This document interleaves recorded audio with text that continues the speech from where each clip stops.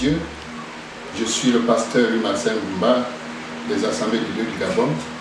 Je suis au conseil spécial de l'apôtre Dr Jules Benjamin Ngoua, qui est le responsable des présidents des Assemblées de Dieu du Gabon. Et en ce jour, je voudrais vous entretenir sur un thème important. Heureux le peuple qui écoute le son de la trompette. Nous sommes dans un temps où le monde est perturbé par cette histoire du coronavirus 19.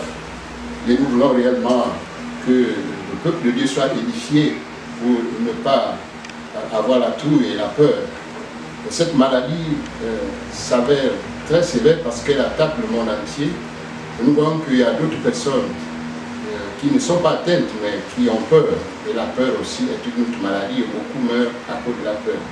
Mais le Seigneur nous dit dans Psaume 89, 16, « Heureux le peuple qui écoute le son de la trompette ». D'autres versions, « Heureux le peuple qui connaît le son de la trompette et qui marche devant la clarté de sa face ». Ici, je voudrais introduire par diverses révélations qui sont venues depuis 5 ans, car l'Éternel ne fait rien sans avertir à son peuple à travers ses serviteurs, ses prophètes. Il y a de cela 5 ans que le Seigneur parlait d'un grand vent qui va souffler dans tout le monde entier, et beaucoup ont entendu, et quelques-uns n'ont pas tenu à prendre à cœur ce que le Seigneur disait.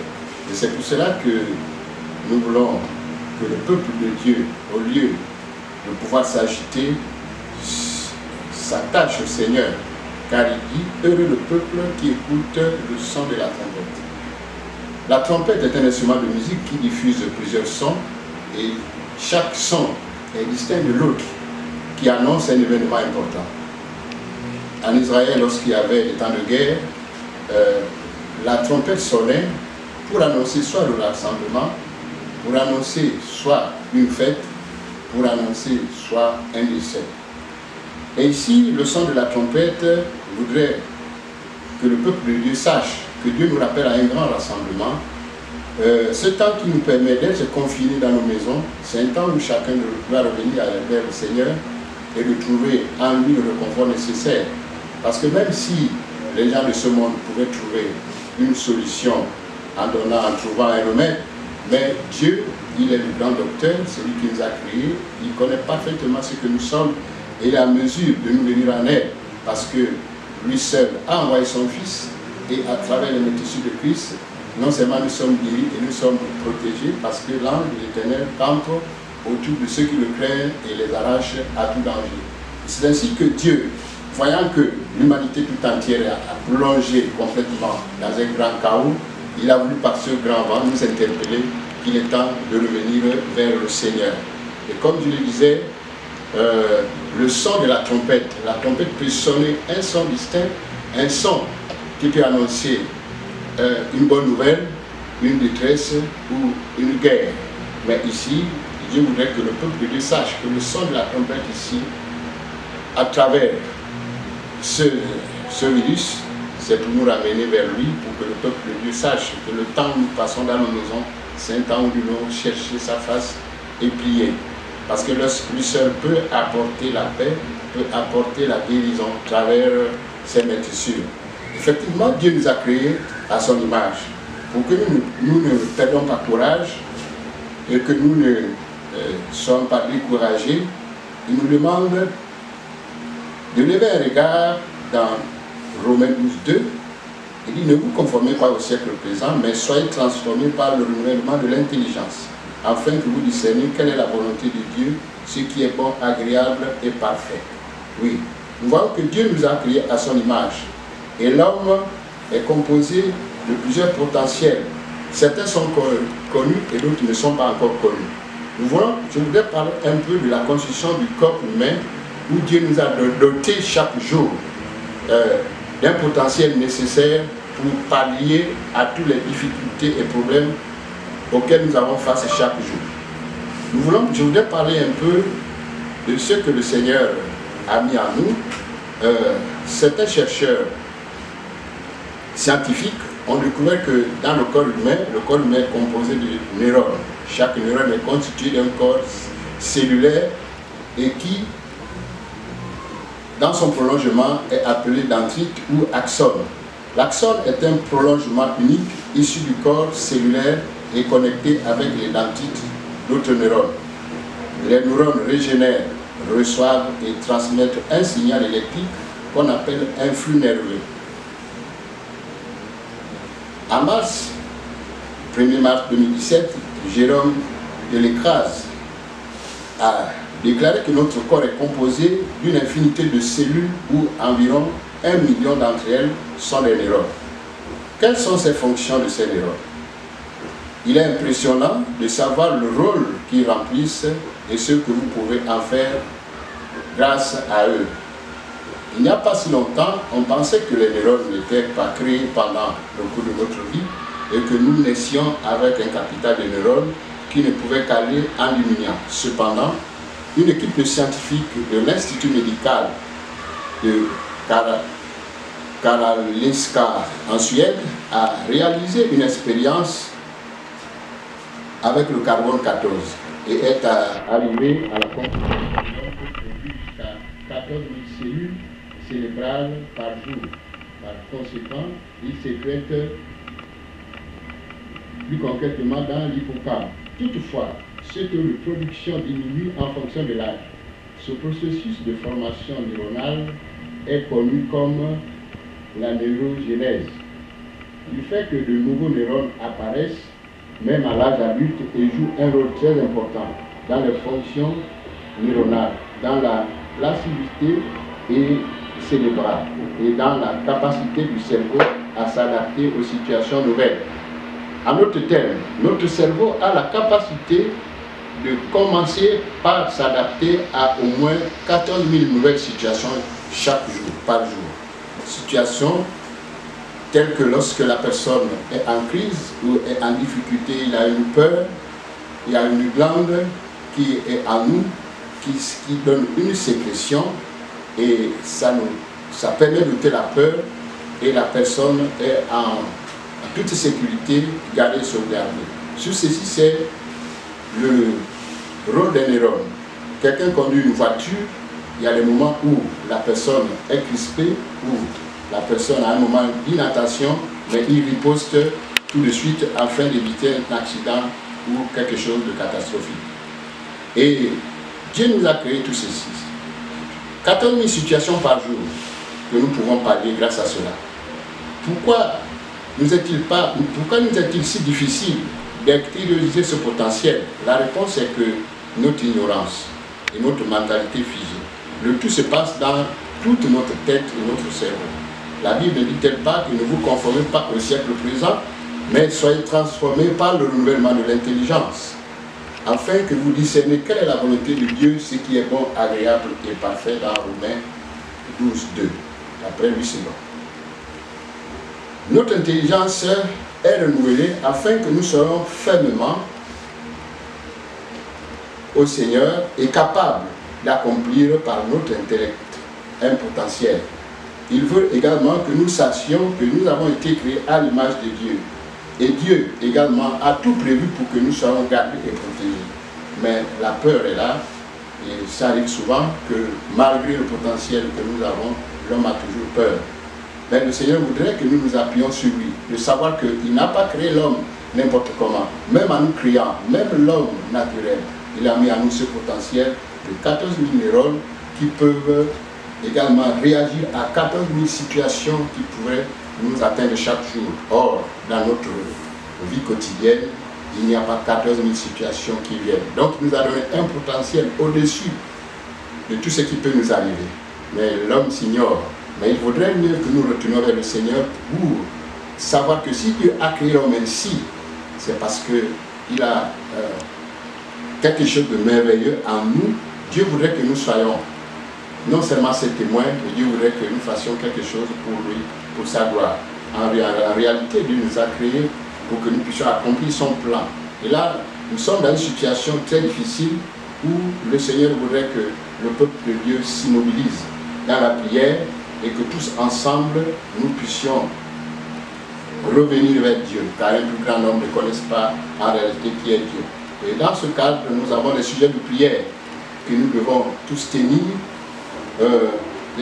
Les sujets de prière, notamment annoncés par notre président, nous voulons également les reconduire.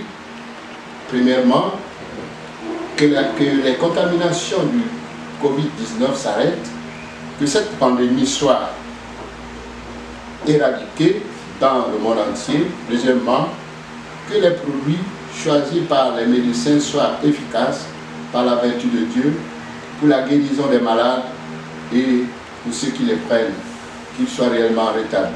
Troisièmement, que personne ne meure au Gabon par négligence de qui que ce soit, que Dieu fortifie tout le personnel soignant.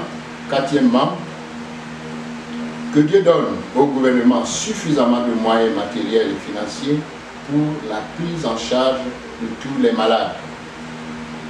Cinquièmement, que tout le peuple de Dieu soit sous sa haute protection, en accord avec le psaume 34, versets 8 à 9.